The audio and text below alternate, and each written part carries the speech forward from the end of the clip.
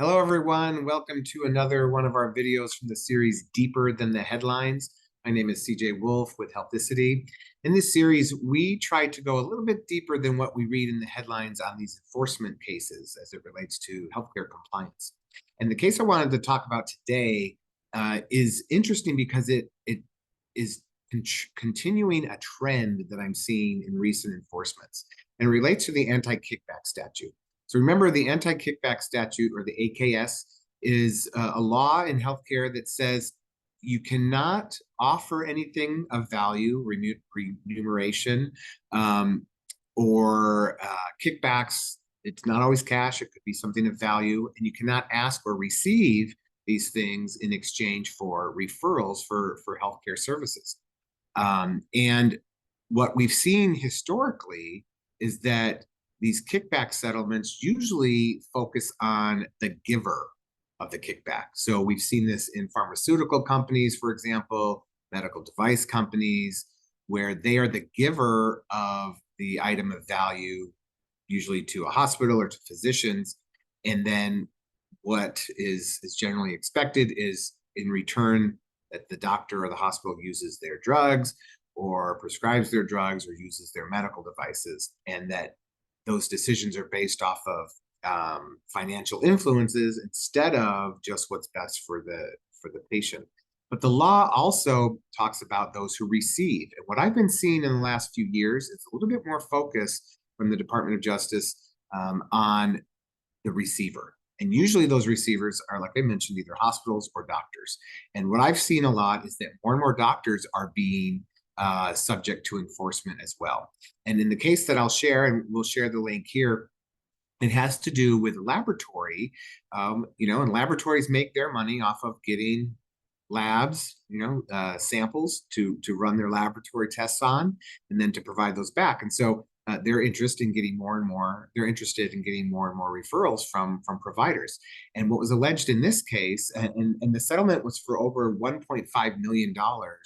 And of course, these are allegations, so these haven't gone to court, so no one is admitting guilt or fault necessarily. But they are settling for large amounts of money. And in this particular case, it was alleged that the laboratory was offering financial incentives through, and disguised in a way, through consulting fees or through medical directorship fees. Now, those are both valid things that doctors can do on behalf of other entities. However, they have to be legitimate, right? So the contracts have to spell out exactly what's being done. And then the doctors have to actually provide those services. It can't just be some sort of, yeah, we'll sign a contract here and we'll just give you $5,000 a month, regardless of whether you do something or not. Now, the contract's usually going to read and be nice and clean and say they will do X, Y, and Z. But the truth is in the pudding, right? It's, did you actually do those things? And so in this particular case, there were marketers who were incentivizing doctors to send referrals to these laboratories. And some of those marketers were actually receiving commissions based off of the volume of referrals that the doctors were sending to the laboratory. And again, the exchange of money was through consulting fees and medical directorship type of fees. And so the laboratory had to pay a large portion, but this is what I am thinking is very interesting, and I've seen more and more of.